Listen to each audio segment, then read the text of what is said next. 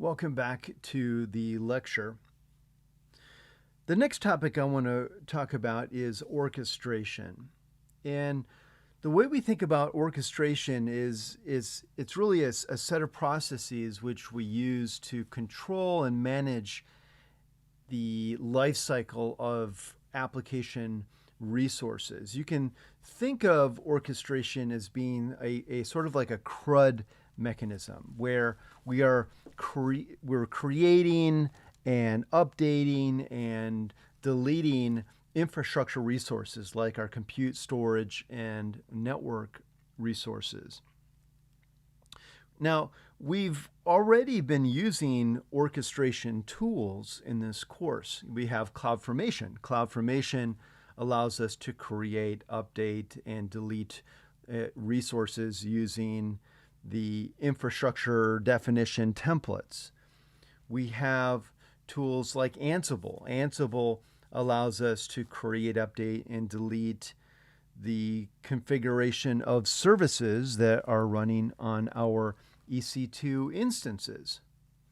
We have services like EC2 autoscaling. EC2 autoscaling will orchestrate the creation and the deletion of things like EC2 instances based on a set of policies that we describe. So all of these things represent forms of infrastructure and service orchestration. Well, we've been working with containers for a couple weeks in this course, and like any other form of infrastructure, containers need some sort of orchestration as well. You need container orchestration in order to schedule the execution of containers running on compute instances.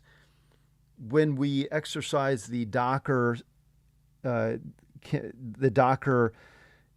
CLI, we're essentially using Docker as a client to communicate with the Docker engine running on the host, and the Docker engine is then scheduling the running of the container on that host environment.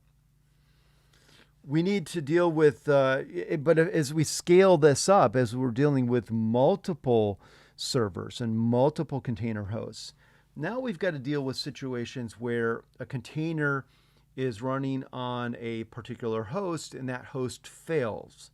We need some sort of mechanism to orchestrate that container, to move it to another server within the cluster of servers.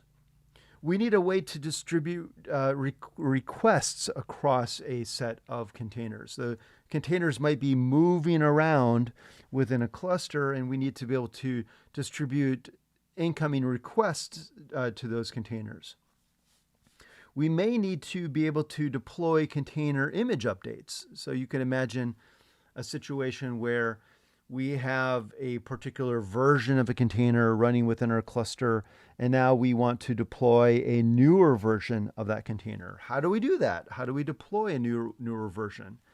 We already know by now that there are a number of different deployment mechanisms that are available. We could update all of the containers all at once in sort of a big bang deployment, or we could have some sort of rolling upgrade mechanism that is upgrading containers to the new version sort of one by one. So there are a variety of things that could happen from a deployment standpoint. And again, you need some sort of orchestration mechanism to manage that deployment process. And then finally, you need some sort of service discovery mechanism that these services that are running inside of the containers within a cluster, they can leverage in order to find the dependent services within that cluster. So what does container orchestration really look like? Well, from a user or administrator perspective, what container orchestration looks like to us is, we have essentially a pool of computing resources available to us in the form of a computing cluster. And that computing cluster can host a number of containers. And so our job as administrators then is to define these containers and to specify how these containers are going to run. And then we provide the container to the cluster, and the cluster leverages an orchestration mechanism to figure out the best way to run those containers. So it's going to distribute those containers across a set of hosts within the cluster.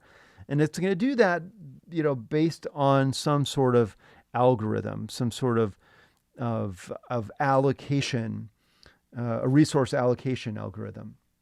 And then the cluster platform is going to monitor the state of those containers. It's going to monitor the health of the hosts that make up the cluster. And if it sees some sort of failure in that infrastructure, it sees a topology change, then it will automatically redistribute those containers to other parts of the cluster. And as it does this, it's able to automate the configuration of networking services so that these services that are running within the containers on the cluster are able to continue communicating with one another. So there's a lot of things that are handled by the orchestration platform, and what the beauty of it for us as administrators, as sort of users of the cluster, is that we don't need to be so focused on how that happens, how all the orchestration mechanisms happen. We can be focused on our applications, on building our containers and deploying them into the cluster, and trusting the cluster orchestration to deploy and manage the containers for us. Now, there are a number of different container orchestration platforms available in the marketplace today. I'd say by far the most popular one in the marketplace is Kubernetes. And Kubernetes is an open source orchestration platform that was designed by the good folks at Google. And the Kubernetes name, it originates from the Greek language, and it means helmsman or pilot in Greek. And the sort of architecture of Kubernetes is based on some of the key technical practices that Google uses to scale its own global platform. So it's kind of a tried and true architecture. It's been designed to scale to significant scales.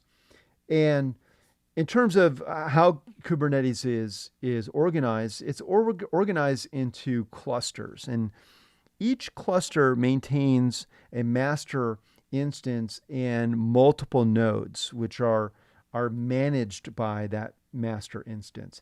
Each individual node as part of that cluster is running something called a kubelet, which is essentially like an agent. And that agent is communicating with the master instance, and it is what allows for the scheduling of resources within the cluster environment. Now, AWS provides a managed Kubernetes service called AWS EKS, or the Elastic Container Service for Kubernetes. One of the biggest challenges with Kubernetes traditionally has been that it can be a little bit complicated to set up a Kubernetes cluster. And because there are a number of different components to it. And sometimes one of the challenges is trying to figure out, well, which components you could use, because in a number of cases there are several different options that you can pick from. And so just bootstrapping a Kubernetes cluster traditionally could be a bit challenging. And so one of the big benefits with AWS EKS is that you can allow AWS to manage that whole bootstrapping process for you so you can quickly launch a Kubernetes cluster and begin deploying your containers into it. Another popular container orchestration platform is Docker Swarm. And one of the interesting things about Docker Swarm is that it's actually built into the Docker engine itself. So Docker engine has its own orchestration service that's natively built into Docker. And I've used Docker Swarm extensively. In fact, I used to teach Docker Swarm as a part of this course. And the primary reason for that is that Docker Swarm is a really easy technology to pick up. It's very simple and straightforward to launch Docker Swarm clusters, and you can leverage the Docker client to manage containers running within a Docker Swarm cluster. So I think it is actually a great technology, and I know a number of organizations that continue to use it today. In a Docker Swarm cluster, there are you have containers that are running on a cluster of nodes, and these nodes could be things like EC2 instances. There are two different types of nodes that you'll find in a Docker Swarm cluster. You'll find manager nodes and worker nodes. The manager nodes handle the scheduling and the deployment of containers within the cluster. And the worker nodes are where the containers are actually hosted within the cluster. When you configure the placement of the creation and placement of your containers within a Docker Swarm cluster, you leverage a declarative configuration where essentially you are defining the state of services that you want to exist within that cluster, and then Docker will try to achieve that desired state for you. And the last container service, and the one that we will use within this course now, is the AWS Elastic Container Service, or what we call ECS. And ECS is a Docker management solution that's provided by AWS. And it can run on top of either EC2 or Fargate. And we'll be using Fargate primarily in this course. So you can use EC2 as hosts for running containers. And so these EC2 hosts are something that run within your account, and you can actually shell into the EC2 host if you want to. They're running a special agent that allows the ECS service to communicate with the EC2 host and deploy containers. Fargate, you can think of Fargate as being a completely managed service. It represents a managed pool of computing resources that are owned and operated by AWS. We don't have the ability to shell into those hosts, but we can define containers that run within that pool of computing resources. So the benefit sort of either way is that AWS can manage these EC2 instances, or they can manage the compute in Fargate for you. There's no need for us to build AMIs for our EC2 instances. We don't need to configure the compute services. It's all being managed by AWS. And when you want to deploy your containers into ECS, what you are doing is you are describing the configuration of your containers, and you're describing the desired run state of your containers.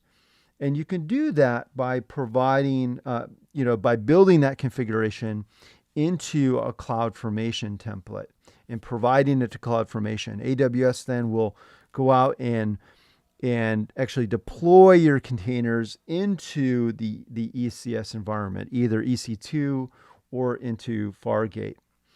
You can also store your containers, the images for your containers, in a private registry, the EC2 Container Registry, or ECR. So we can take our images that are stored in ECR, and CloudFormation and ECS can pull those images down and deploy them on a cluster of compute resources, either EC2 instances or backed by the Fargate compute service.